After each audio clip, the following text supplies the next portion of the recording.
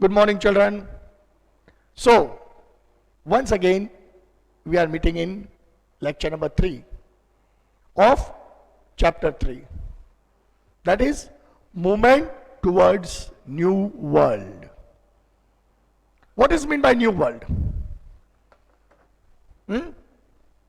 You tell me, children, what is meant by new world? The world after 1945. World was not new, but new arrangements were made because human history saw two drastic wars in the starting of 20th century. वैसे तो बोला जाए कि 1901 से लेके 1945 मतलब 45 साल तक वॉर का ही माहौल था. मैंने आपको डिटेल में वर्ल्ड वॉर 1 के बारे में बताया है. तो ऐसा तो नहीं था ना कि 31 जुलाई आई, 1914 का साल आया, अचानक वॉर शुरू हो गया. उसकी प्रिपरेशन तो करनी पड़ती थी ना. और आपको सबको भली बात ही मालूम है कि the seeds of World War I was sown at the time of Sedan War, which was fought in 1871 between France and Germany. I will explain you in detail. So, preparation plus World War I.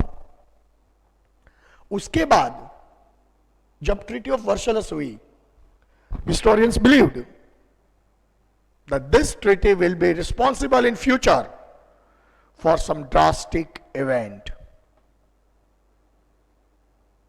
और वैसा ही हुआ. जिसका डर था वो ही हुआ. Because Treaty of Versailles was a prime factor for World War II. Because rank injustice was done to Germany, as well as other nations were deprived of other benefits. So each and every nation were personally in the mood of revenge. इसका बदला तो लेना ही है. हमारे साथ अन्याय हुआ है.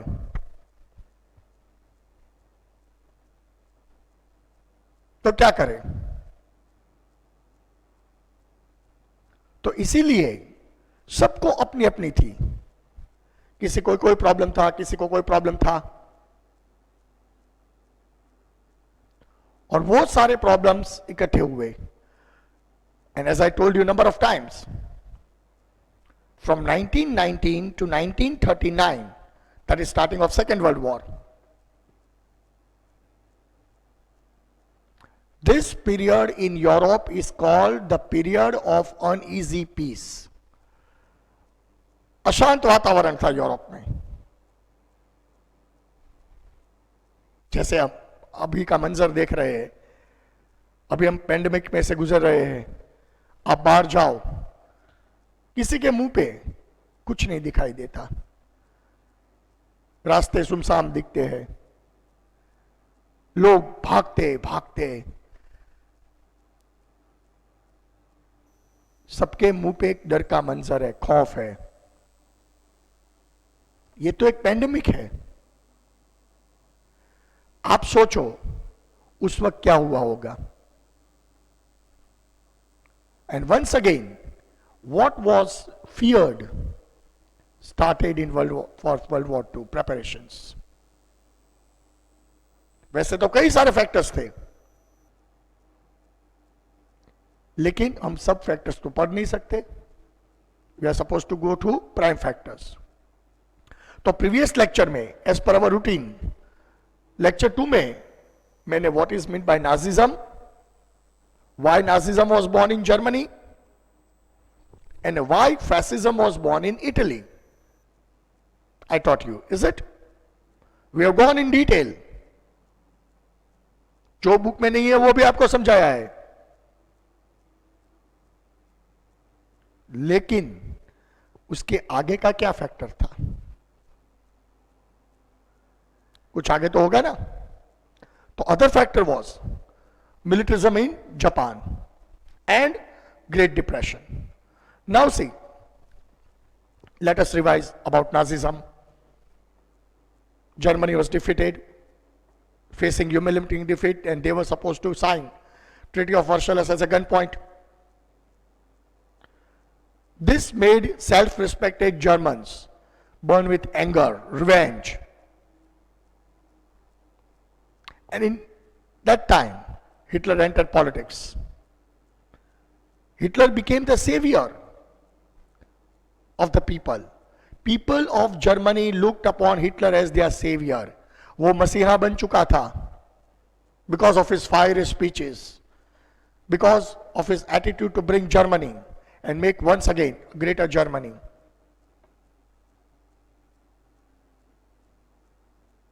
And इसीलिए वो सत्ता में भी आया, और सत्ता में आके जो जर्मनी के लिए उसको सही लगा उस वक्त उसने शुरू किया. मतलब जो इनजस्टिस जर्मनी को ट्रीटी ऑफ वर्सल्स में दिया गया था उसका उसने सूद समेत बदला लेना शुरू किया. What Germany was asked to do in Treaty of Versailles, he stopped all doing that. And what Germany was avoided in Treaty of Versailles, he started to that. जो करना था वो बंद कर दिया, और जो नहीं करना था वो जोर शोर से शुरू किया. Because it is a case of sovereignty, and any nation has a right to decide its own destiny. We don't require anyone's interference. No one can guide it कि मेरे को क्या करना है. मैं अपनी मर्जी का मालिक खुद हूं. ठीक इसी सोच से जनवरी को वो आगे चल लेता गया. People were happy because they came out of disparity. लोगों में एक नई आशा का संचार किया था. जो मुर्दे हाल जर्मनी हो गया था उसमें उसने प्राण डाले थे. And in short span of time, Hitler became their hero. People were ready to lay down anything for the cause of nation. इतना नेशनलिस्टिक स्पिरिट जर्मन लोगों में घुस आया था. लेकिन वो नेशनलिज्म आगे जाके नैरो नेशनलिज्म हो गया. वो हम बाद में बात करेंगे. मैं भी इनिशियल स्टेज की बात कर रहा हूं, स्टार्टिंग की बात कर रहा हूं. आगे देखते हैं क्या होता है. ठीक उसी तरह Italy fought from the side of allied, and when it was a part of division at the time of treaty of Versailles, बंटवारा हुआ तो मैक्सिमम बेनिफिट फ्रांस और इंग्लैंड ने हड़प लिए. फ्रांस को तो पहले से ही जर्मनी पे गुस्सा था सीडान वॉर से, तो फ्रांस ने ये अपना गुस्सा, ये अपना बदला ट्रीटी ऑफ वर्सल्स में निकाला. जो सीडान वॉर में जर्मनी ने फ्रांस के साथ किया था उससे बदतर फ्रांस ने जर्मनी के साथ किया. Italy also incurred a huge expense of war.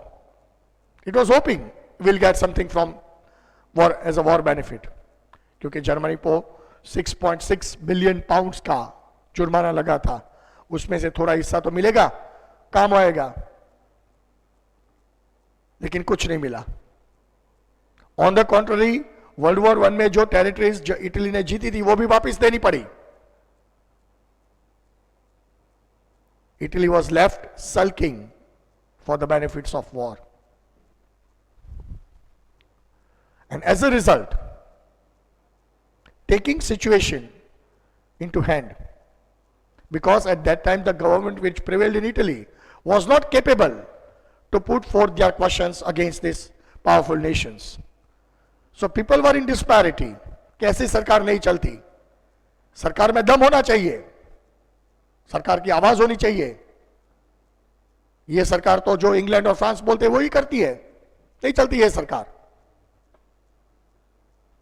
Taking advantage of this situation, Benvenuto Mussolini came to power. He established a fascist party.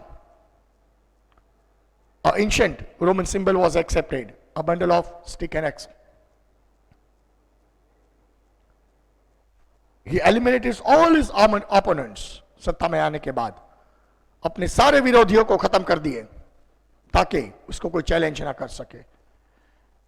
And he became the supreme power, authority in Italy. और वैसे भी देखा जाए तो Italy को कोई benefit तो मिला ही नहीं था. और लीग ऑफ नेशन में इटली मेंबर था, जो ट्रीटी ऑफ वर्सलस के बाद एस्टैब्लिश की गई थी. अभी भैया आप देखो, हमको कुछ अगर बेनिफिट नहीं मिलता है तो लीग ऑफ नेशन में हमारा क्या काम है? हमारी आवाज नहीं सुनाई जाती, हमको कोई बेनिफिट नहीं मिलता, हमारा कुछ कहा नहीं होता, then why should I occupy this seat? What is the use of sitting over here? Because there is no identity. And as a result of this, Italy snapped all the ties with League of Nations. सारे रिश्ते तोड़ दिए. It became free. And after becoming free from League of Nations, he started to expand its own territory. Mediterranean sea पे नजर की, 2 island जो Turkey के थे, पोर्ट्स, वो जीत लिए. फिर आसपास के जो नॉर्थ अफ्रीका के वर्ल्ड वॉर 1 के वक्त जो गवाए हुए रीजन्स थे, वो भी वापस ले लिए, जीत लिए. League of Nations could not do anything. ऐसा नहीं था कि league of Nations could not do anything. ऐसा तय हुआ था कि अगर कोई देश रिबेल करता है तो हम सब मिलके उसको पाठ पढ़ाएंगे. लेकिन सबसे बड़ा मुद्दा था सेल्फिश, सेल्फ इंटरेस्ट. सबको अपना सेल्फ इंटरेस्ट था. इसीलिए चुपचाप वो लोग जो बड़े कंट्रीज थे, फ्रांस थे, इंग्लैंड थे, राइट, अमेरिका था, चुपचाप वो तमाशा देखते थे. मतलब क्या कि जब तक हमको तकलीफ नहीं होती हम कुछ नहीं बोलेंगे. वो हमारी तकलीफ क्या है, उसको जो लगे वो करे, जब आएगा देखा जाएगा.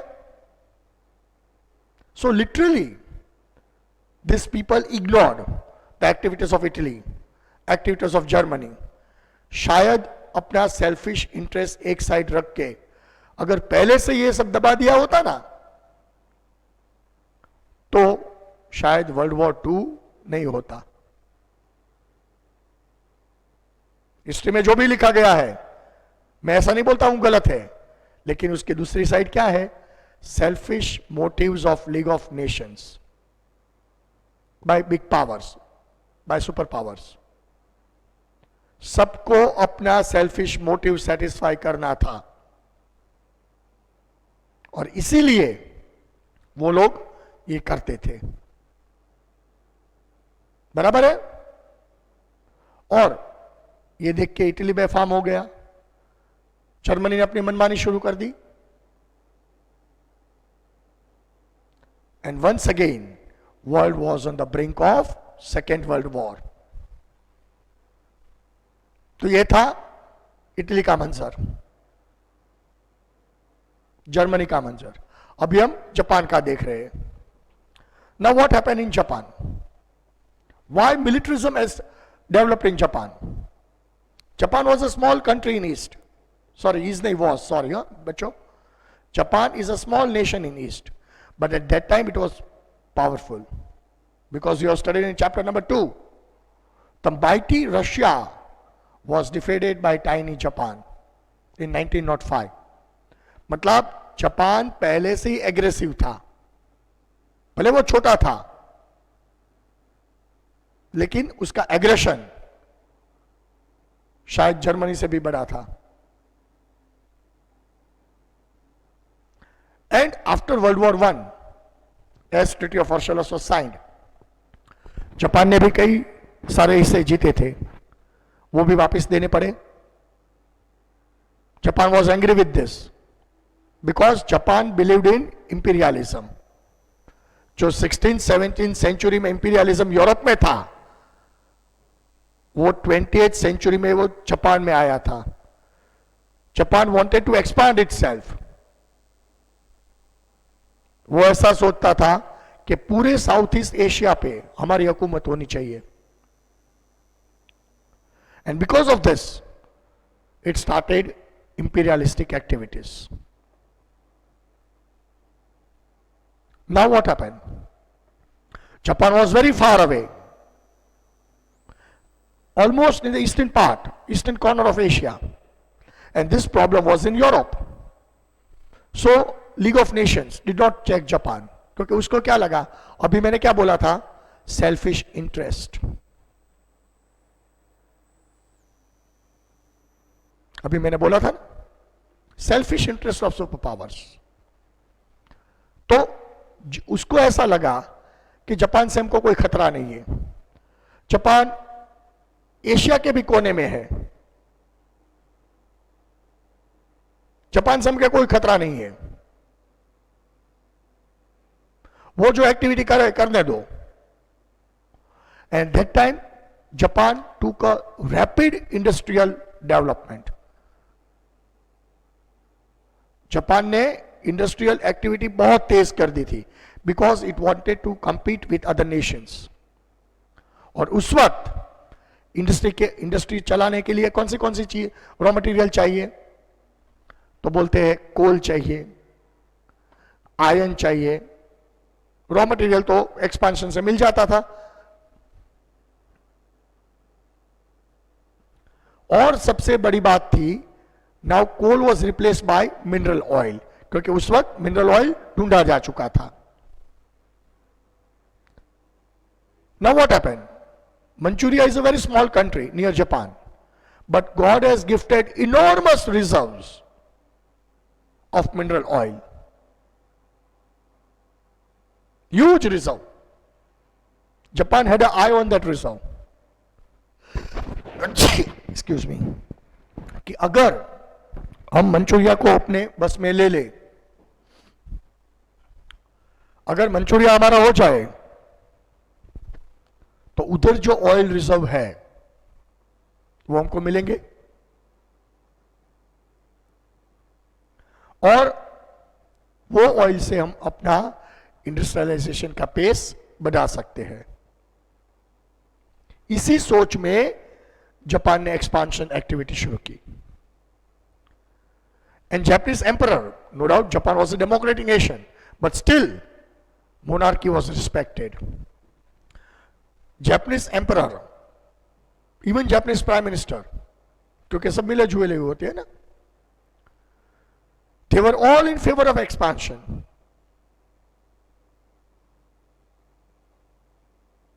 Understood?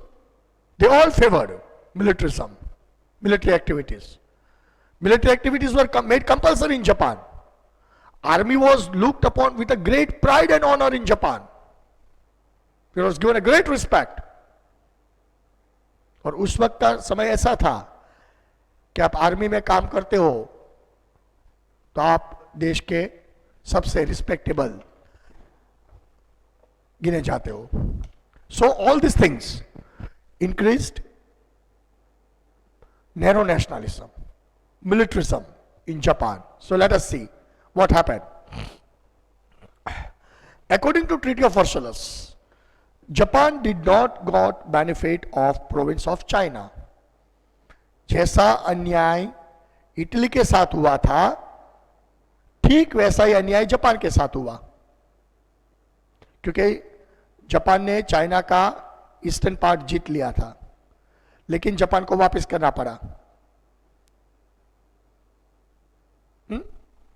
England and France distributed many regions of Germany between them. वो तो मैंने आपको पढ़ाया ही है.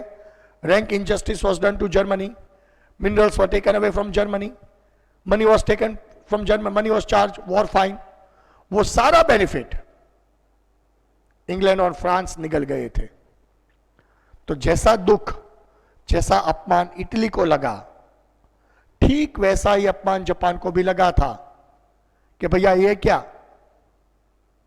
हमने भी घाटा सहा है, हमने भी खर्च किया है, हम भी अपने आपकी साइड से लड़े हैं, तो हमको कुछ तो मिलना चाहिए ना. There must be justification.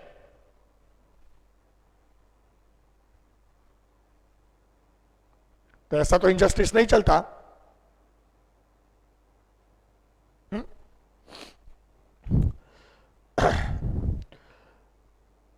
Japan was quite displeased with this. Japan was not satisfied with this arrangement. सरासर नाइंसाफी है, ऐसे थोड़ी चलता है. In 1921-22 वॉशिंगटन में मीटिंग हुई थी. Japan had to agree to have only 35% of American and English naval forces. Underline this key line. Japan एक समय वर्ल्ड वॉर 1 में एलाइड का मित्र था, फिर भी सेल्फिश मोटिव्स की वजह से अमेरिका और इंग्लैंड ने जापान पर रिस्ट्रिक्शन लगा दिए. जब 1921-22 में मीटिंग हुई वॉशिंगटन में, तो जापान को क्लियर कट बोला गया कि इंग्लैंड और अमेरिका के जो नेवल फोर्सेस है उसका सिर्फ 35% ही आप बना सकते हो. मतलब मान लो कि इंग्लैंड में 100 सोल्जर्स है नेवी के, तो आप 35 रख सकते हो. Reduction of 65. मतलब फ्रांस, इंग्लैंड और अमेरिका कुछ भी कर सकते हैं. और अगर दूसरे देशों को कुछ करना है तो उस पर कई सारे रिस्ट्रिक्शन डाले जाते थे. तो ऐसा तो नहीं हो सकता है, समझ में? कतई ऐसा हो सकता है क्या? इंग्लैंड अपनी मनमानी कर सकता है, फ्रांस अपनी मनमानी कर सकता है, लेकिन अगर दूसरे देश को कुछ करना है तो उसको कई सारी पाबंदियां लगाई गई थी. It was a question of sovereignty, it was a question of self respect. फिर तो ईगो पे बात आ जाती है कि भाई हमारा ईगो हर्ट हुआ है. ऐसा कैसे चलता है? कायदे कानून सबके लिए इक्वल होते हैं. कायदा ऐसा नहीं होता कि एक को बेनिफिट करे दूसरे को नुकसान करे. तो लीग ऑफ नेशंस में ऐसे कायदे बनाए गए थे जो सुपर पावर्स को बेनिफिट वाले थे और अगर दूसरे देश को नुकसान वाले थे. See, Japan had to agree to have only 35% of American and English naval forces. 65% reduction.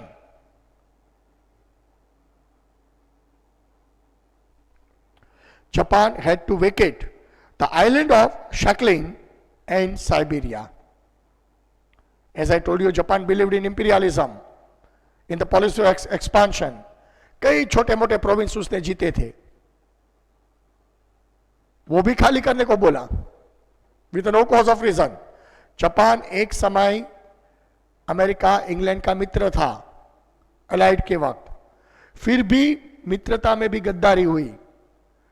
तो इससे आप अनुमान लगा सकते हो इंग्लैंड, फ्रांस और अमेरिका की उस वक्त की कितनी बड़ी ग्रीड रही होगी.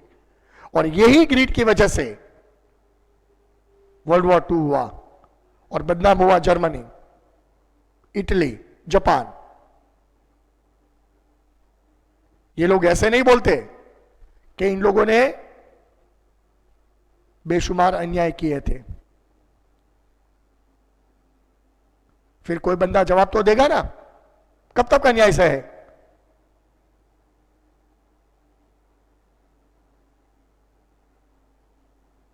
तो इसकी वजह से हम वर्ल्ड वॉर 2 पढ़ते हैं, ये हुआ, लेकिन we are not going to the root कि ये क्यों हुआ, इसकी वजह क्या थी। ऊपर ऊपर से ही ऐसा हुआ था, ऐसा हुआ था, ऐसा हुआ था।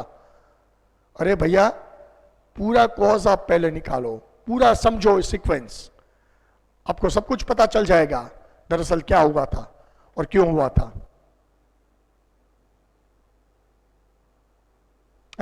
जापान में मिलिटरिज्म डेवलप हुआ, क्यों हुआ? क्योंकि ये सब अन्याय सहने पड़े थे, right? Japan had to vacate its island of Sakhalin in Siberia. The Japanese youth were angry with this. जैसे जर्मनी में हुआ था, German youth were burning with anger because of loss of self-respect. ठीक वैसा मंजर जापान में हुआ था.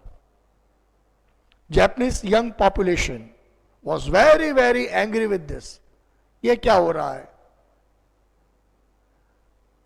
हमारे जैसे कोई वजूद ही नहीं है, हमारी कोई औकात ही नहीं है, इंग्लैंड और फ्रांस और अमेरिका जो बोले वही करने का, तो हमारा अस्तित्व क्या है? What is our identity?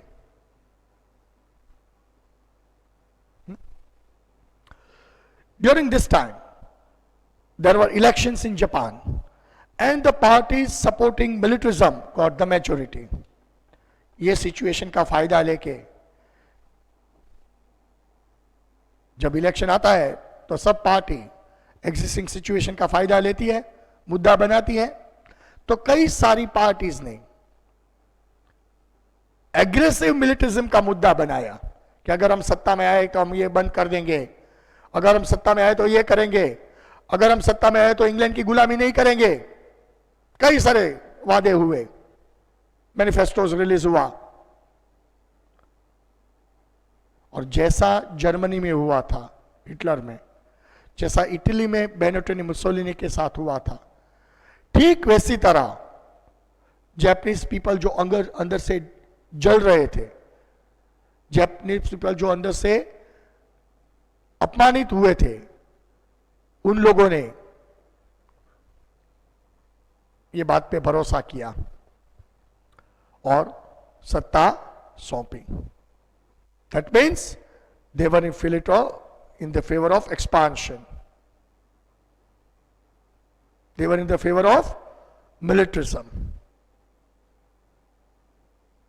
आया समझ में?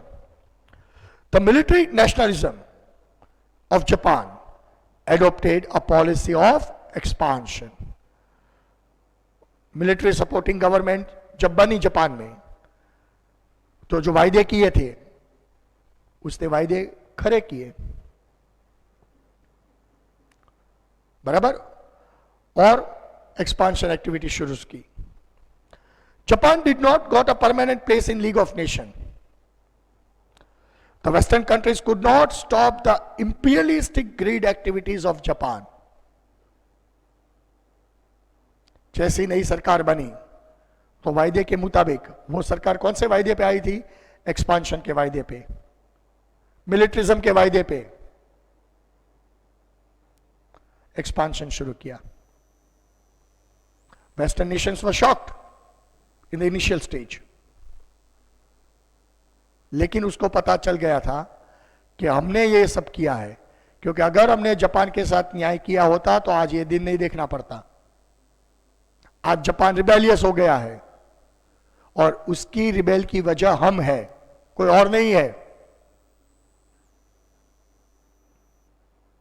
क्लियर? तो कौन से मुंह से उसको अटकाना चाहे? कैसे बोले कि भैया ये सब बंद कर दो, नहीं अच्छा लगता। आपने इनजस्टिस किया है, आपने ही खराब कर्म किया है, तो उसकी सजा तो भुगतनी पड़ेगी ना। क्योंकि हम मानते हैं, भागवत गीता में भी लिखा है कि कर्म किसी को नहीं छोड़ता। आपने गलत काम किए हैं, आपने गलत कर्म किए हैं, तो उसकी सजा आपको मिलेगी। है समझ में? The Western countries could not stop the imperialist activities of Japan. Japan captured Manchuria and established Manchukuo government in 1932. As I told you, Manchuria, why Manchuria was important for Japan? Because of oil reserves. And Japan was on the pace of rapid industrialization. वो छोटे समय में England France के साथ compete करना चाहता था, America के साथ कंपीट करना चाहता था, और ये कंपटीशन के लिए ऑयल खूब जरूरी था. मंचूरिया छोटा कंट्री है, जापान निकल गया उसको. It also captured Korea, Mongolia, Shantung and some provinces of China. जो अपने बेनिफिट्स वाले आसपास के इलाके थे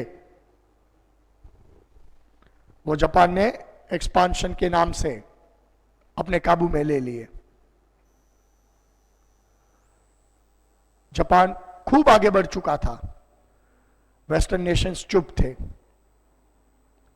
league of Nations could not prevent Japan doing all this activities. कुछ नहीं हो सकता था. It also captured Korea, Mongolia, Shandong and some provinces of China.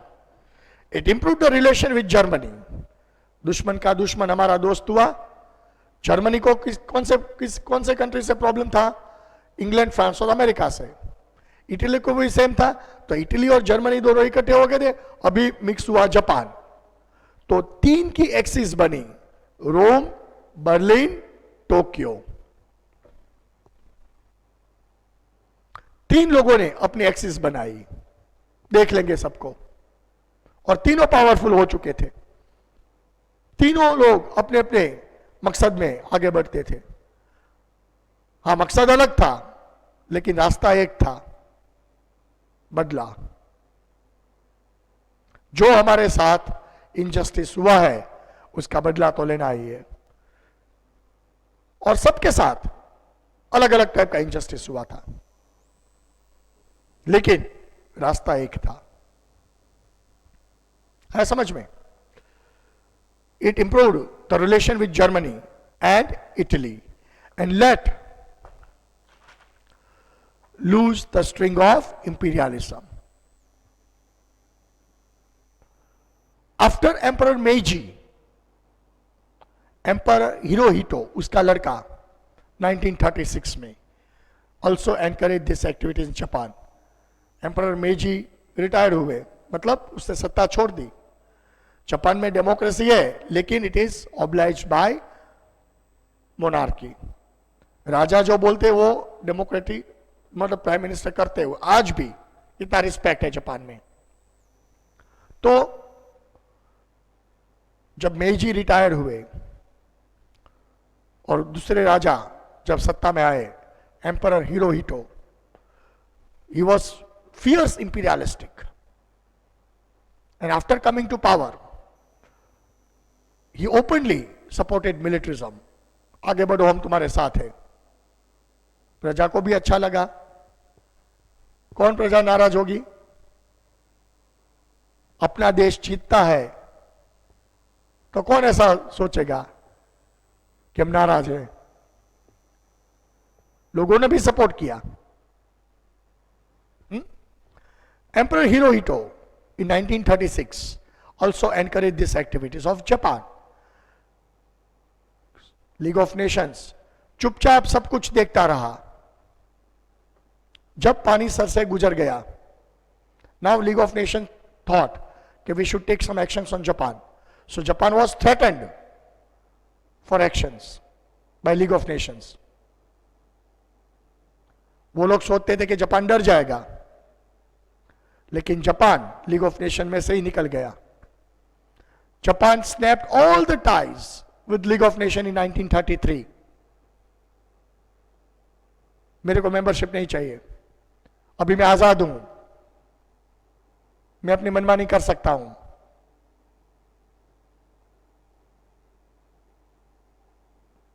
है समझ में? तो ये बात थी जर्मनी, इटली और जापान के. चौथा जो रीजन था वो ग्रेट डिप्रेशन यूएस।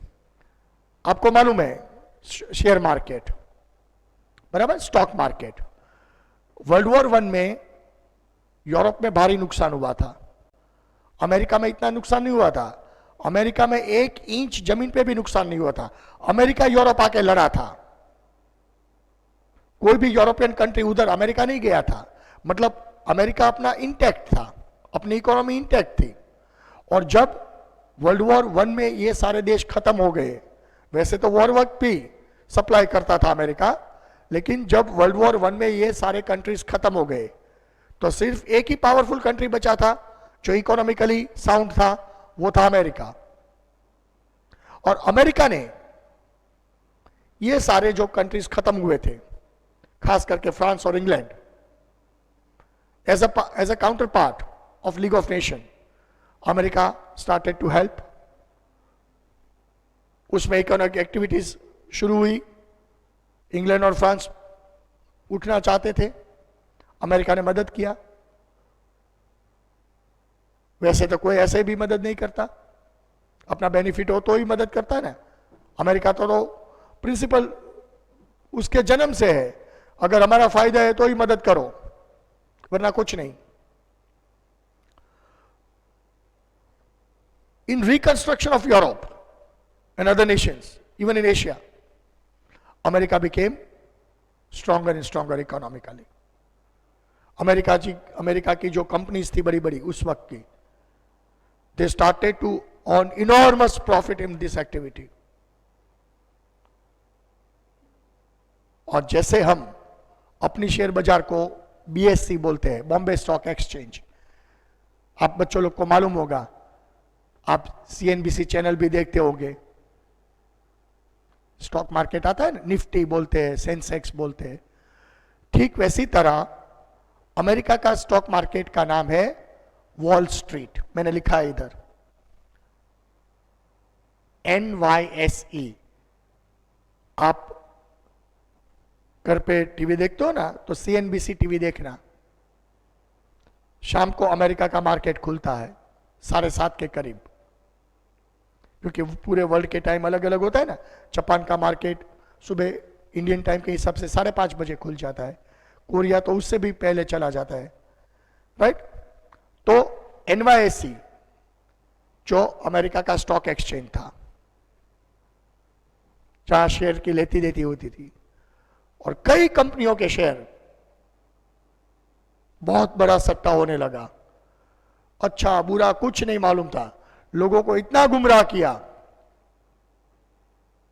और शेयर मार्केट में जब सट्टा होता है तब सब कुछ मालूम पड़ता है। शायद आपने वो घर पे बैठे बैठे वो स्कैम सीरीज देखी होगी ना, अर्शद मेहता की। स्कैम में कैसे दिखाता है, कई सारे मामूली शेयर्स होते हैं जिसका कोई अस्तित्व भी नहीं होता है, लोगों को बेच देते हैं, करोड़ों कमा लेते हैं, और फिर क्रैश होता है मार्केट। ये तो स्टॉक मार्केट का नियम है। यूरोप का रिकंस्ट्रक्शन के नाम से अच्छा था, कई सारी अच्छी कंपनियां थी, लेकिन उसके साथ कई बनावटी कंपनी भी चल गई और लोग बहुत बड़ा सट्टा करने लगे। इतना सट्टा हुआ, इसकी कोई सीमा नहीं। शेयर मार्केट कब क्रैश होता है वो मालूम नहीं है, कब कैसा दिन है मालूम नहीं है। 24 अक्टूबर 1929 का दिन आया। 23 अक्टूबर को तक किसी को मालूम नहीं था, लेकिन 24 अक्टूबर के दिन ये जो अमेरिका का शेयर मार्केट है वॉल स्ट्रीट, वो क्रैश हो गया। शेयर सब चूहे बन गए। जो कल बिलियनर था आज रास्ते पे आ गया था। ऐसा बोला जाता है कि एक ही दिन में 30 to 35% वैल्यू का रिडक्शन हो गया था।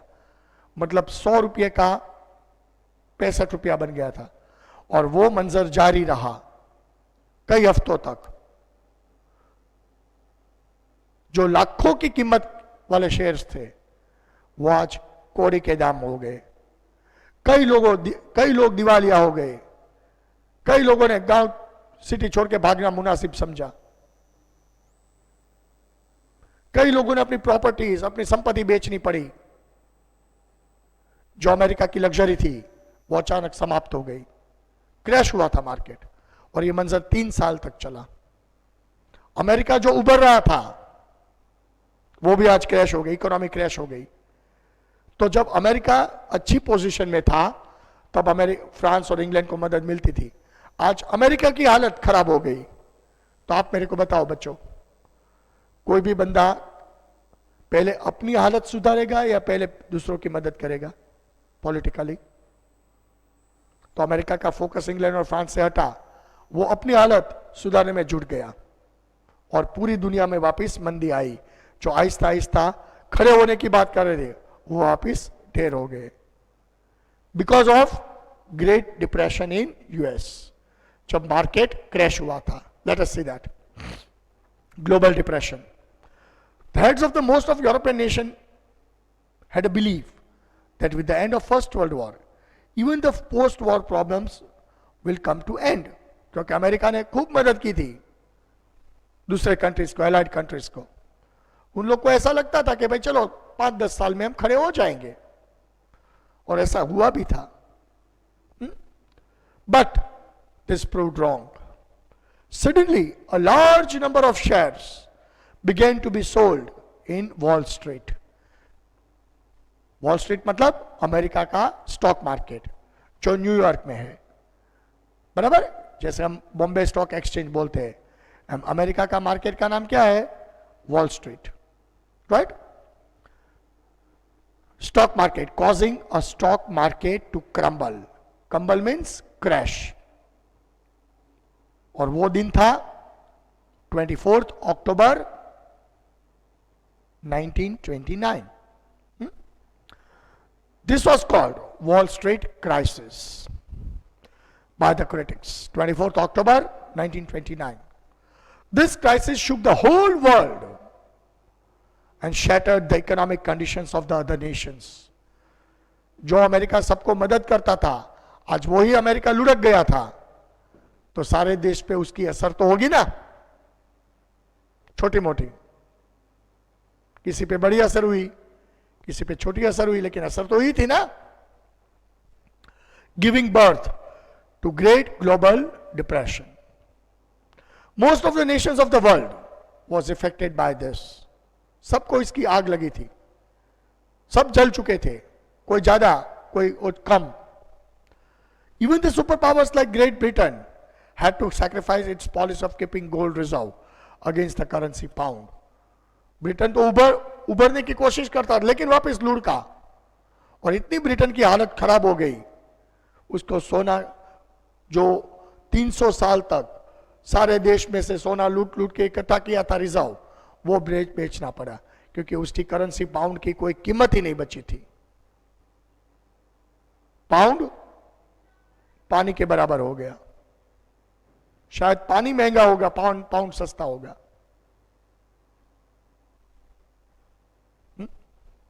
This affected the other nations of the world and international trade and industry. सबके ऊपर उसकी छाई पड़ी थी। Prosperous nation like America had to impose restrictive measures, and global trade was reduced to half. जो विश्व व्यापार था वो आधा हो गया था। ग्लोबल डिप्रेशन में से बाहर निकलने के लिए अमेरिका को भी, सरकार को भी कई सारे स्टेप्स उठाने पड़े, और ये स्टेप्स की वजह से बहुत भारी नुकसान हुआ था। Thus world war 2 started giving a outline. America अपने आप को जुटाने में लग गया, उधर जर्मनी, इटली और जापान अपनी एक्टिविटी करने लगे, और इंग्लैंड और फ्रांस इतने सक्षम नहीं थे ये 3 को चेक करें, क्योंकि अमेरिका भी अंदर से आज खत्म हो रहा था। तो अमेरिका पहले अपने आप को उठाने की कोशिश कर रहा था। इसीलिए ये सारे फैक्टर्स इकट्ठे होके वर्ल्ड वॉर 2 की तरफ दुनिया को धकेल चुके थे। I hope you understood these two factors. Enjoyed the lecture, children? Then in next lecture, I'll tell you something more about World War II, factors leading to World War II. Okay, children, now it is your time to take your homework. Come on.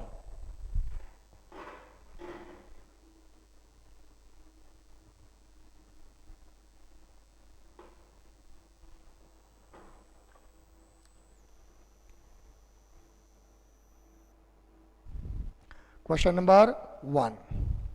Write a short note on militarism in Japan.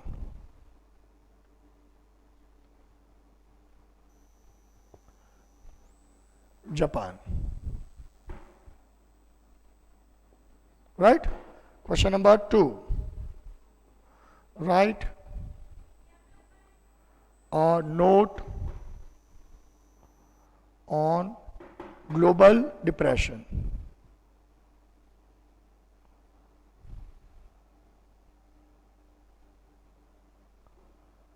In US. Right? In US. Means in America. These are the two questions which you are supposed to prepare. Question number 1, write a short note on militarism in Japan. And question number 2, write a note on global depression in US. So with this, I am ending my lecture. That is lecture number 3. I hope you have enjoyed. We'll meet in new lecture. Till then, children, take care. Goodbye.